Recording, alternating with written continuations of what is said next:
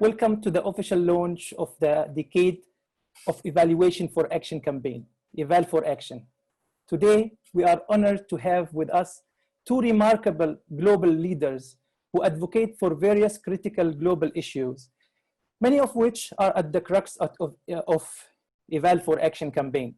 A heartfelt welcome to Dr. Natalia Kanem, UNFPA Executive Director, and Ms. Jatma Fikramaniyek, UN Secretary General Envoy on Youth.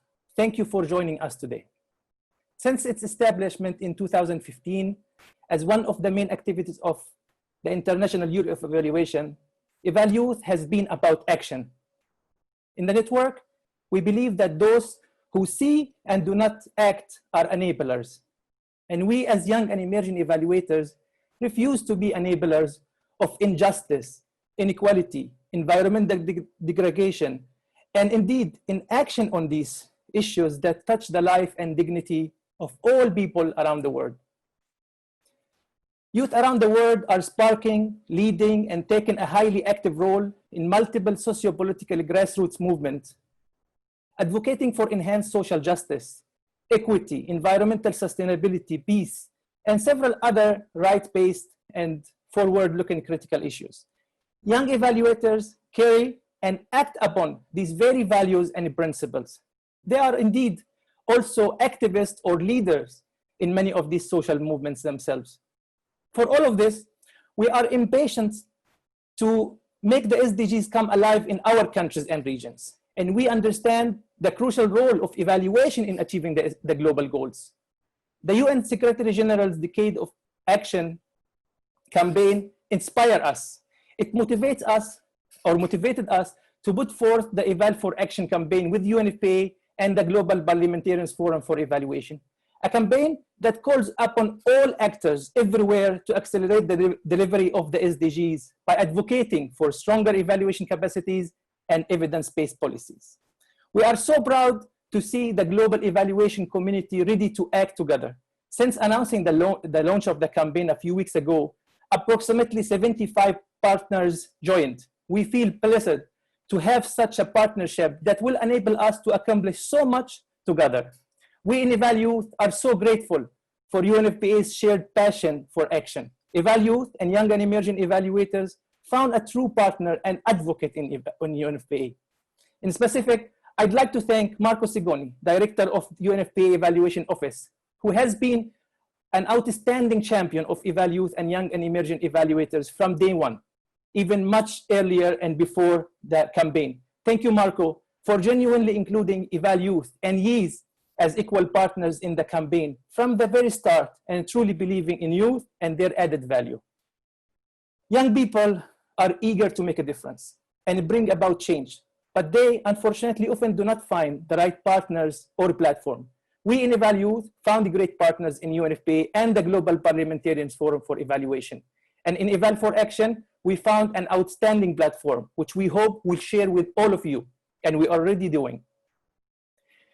Youth are the engine of activism and social change. Young and emerging evaluators will be there to ensure that we all keep our energy for and focus on action with justice, equity, environmental sustainability at the forefront. We, or actually for me personally and many of my colleagues, Eval for Action is not only Eval for Action, it's Eval for justice, Eval for equity, and Eval for sustainability indeed. We are all in this together. We have no time to waste on inaction. And I say, if not now, when?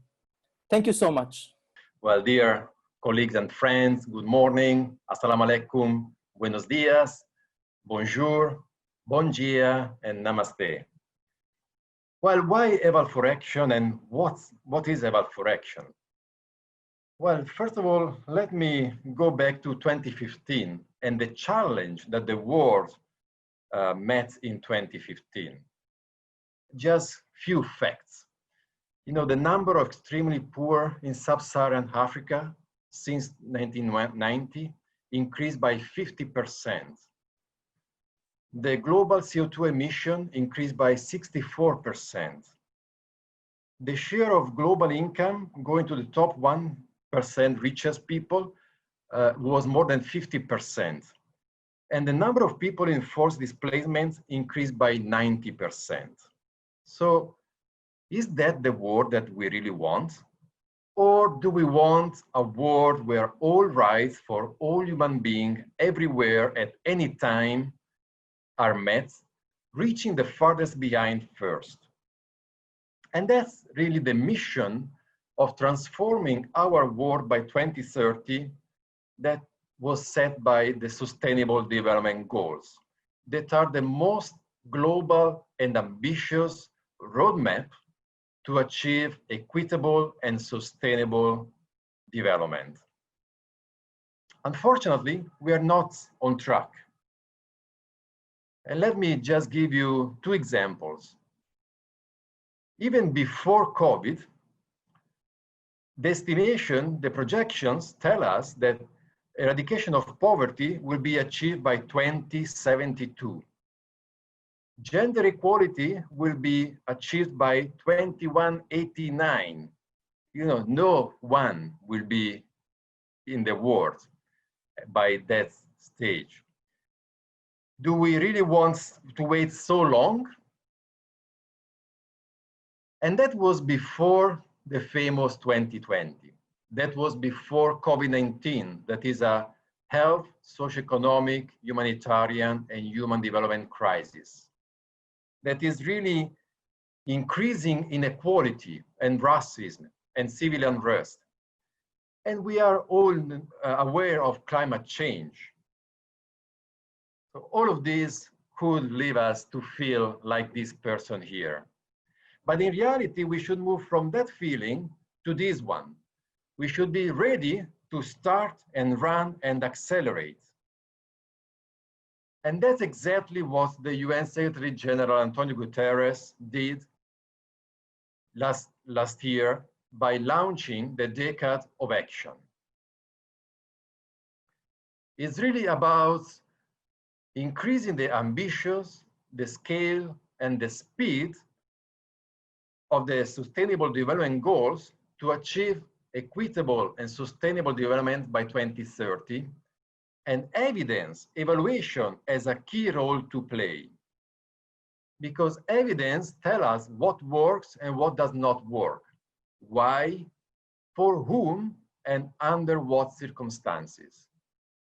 And with a world that is increasing in inequality, equity focus and gender responsive evaluation is really very, very important. So that's why the Decade of Evaluation was launched. It was launched exactly to accelerate the contribution that evaluation can give to achieve the Sustainable Development Goals. So as previous speaker already mentioned, the Decade of Evaluation for Action is aligned to the Decade of Action. It's a multi-sectoral advocacy campaign, and the focus is really about mobilizing the commitment to action. We are just launching the campaign today, but we will have a series of regional consultations where everybody can identify and commit to action. How to do that? Well, we already have over 70 partners across the world, from young people to parliamentarians, from United Nations agencies to civil societies and NGOs.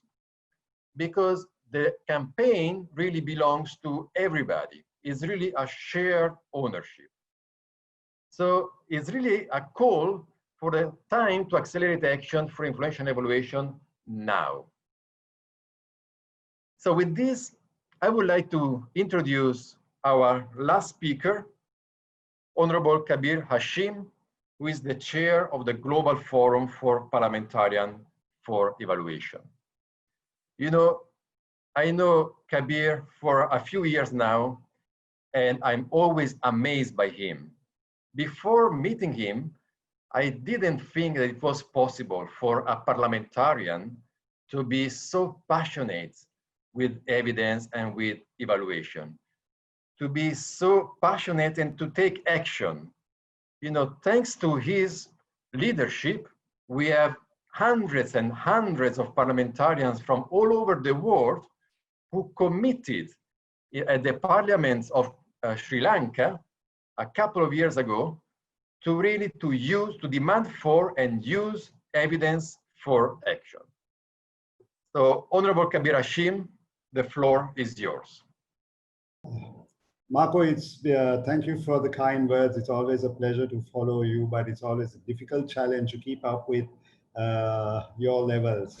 And today is a good day for me because I've been complimented by Jayatma from my own country and from Marco. And in these times, there are very few people who compliment politicians. So thank you. And thank you everybody for letting us be in this. It's a great moment.